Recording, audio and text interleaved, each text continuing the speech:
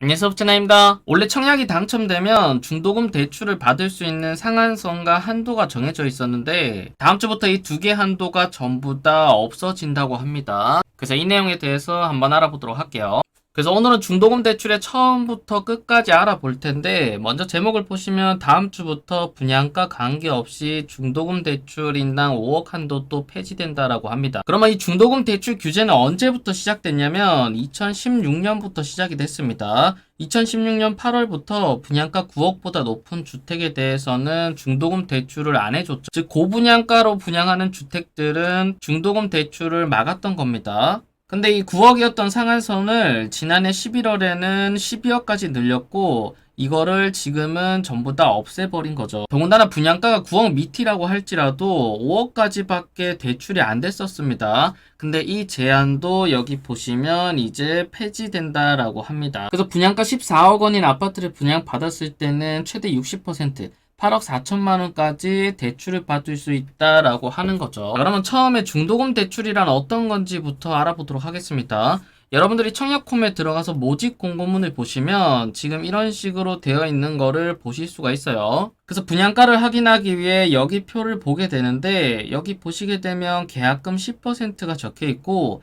그 다음 중도금 60%, 그 다음 잔금 30%가 나와 있죠. 그래서 우리가 분양을 받을 때 받는 대출은 몇 퍼센트를 받을 수 있냐면 60%를 대출을 받는 겁니다. 즉 처음에 계약할 때 10% 금액은 내 돈이 있어야 되고 이 중도금 60%는 대출을 받고 나중에 잔금이 돼서는 어떻게 하냐면 두 가지 방법이 있죠. 실거주 하실 예정이라면 집단 대출을 받거나 내가 직접 살지 않을 거라면 전세를 받겠죠. 그래서 집단 대출 받은 걸로 중도금 대출을 상환하고 잔금까지 상환하는 겁니다. 아니면 전세금을 이용해서 이거를 전부 다 상환을 해야 되죠. 자, 만약 금액이 모자란다. 그럼 그 금액들은 본인 돈으로 채워야 되는 겁니다.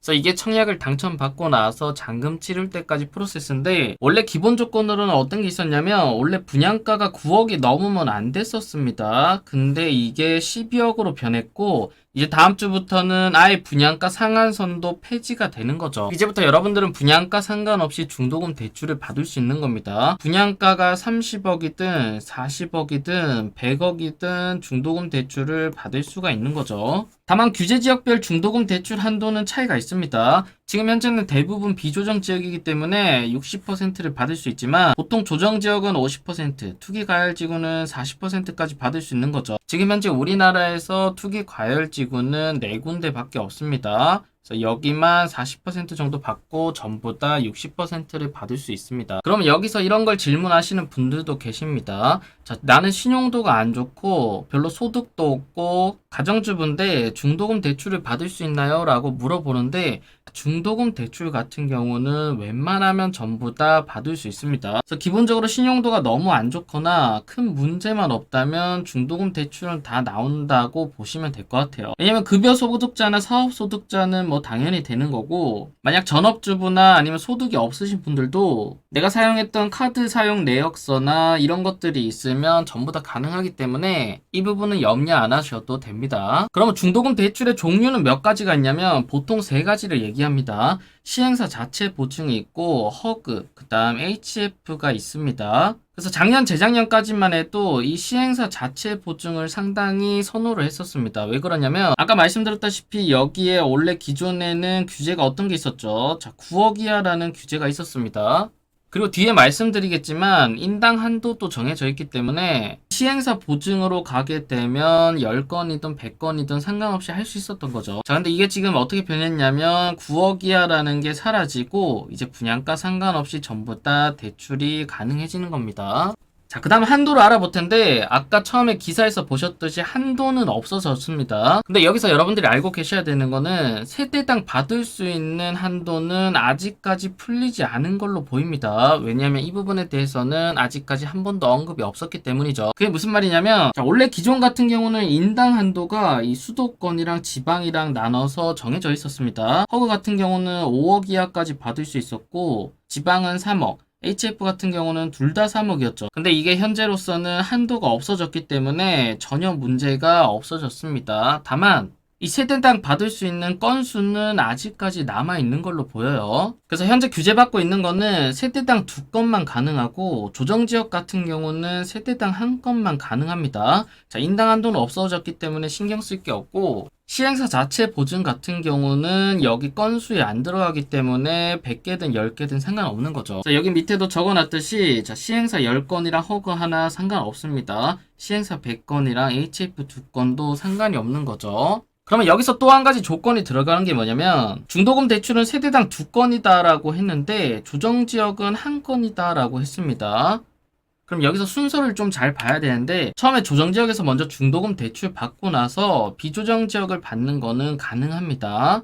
일단 비조정지역이랑 비조정지역도 가능한데 반대로 비조정지역에 먼저 받고 나서 조정지역에 받는 것은 불가능합니다. 그나마 다행인 거는 현재 조정지역이 4군데밖에 없기 때문에 만약 순차적으로 받을 예정이신 분이라면 지금 여기 위에 2개 조건으로 받으시는 게 더 많이 받을 수가 있겠죠.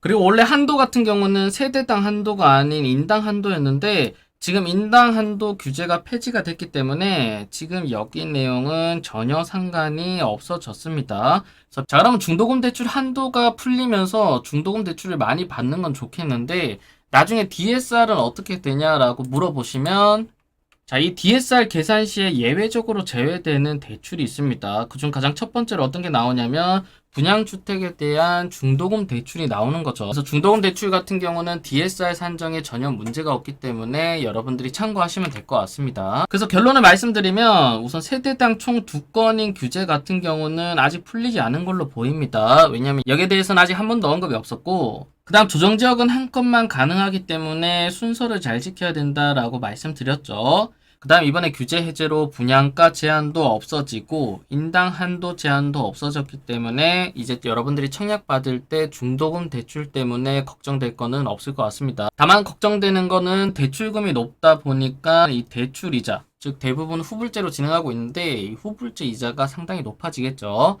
그래서 이 부분은 여러분들이 꼭 참고하시면 좋을 것 같아요. 그래서 지금도 계속해서 대출이랑 세금 관련해서 규제가 풀리고 있는데 그래도 아직까지 남아있는 것들이 많기 때문에 하나씩 변동될 때마다 계속 알려드리도록 하겠습니다. 자, 그래서 오늘 영상은 여기서 마치고요. 오늘 영상이 도움되셨다면 좋아요랑 구독, 그 다음 알림 설정까지 부탁드릴게요. 감사합니다.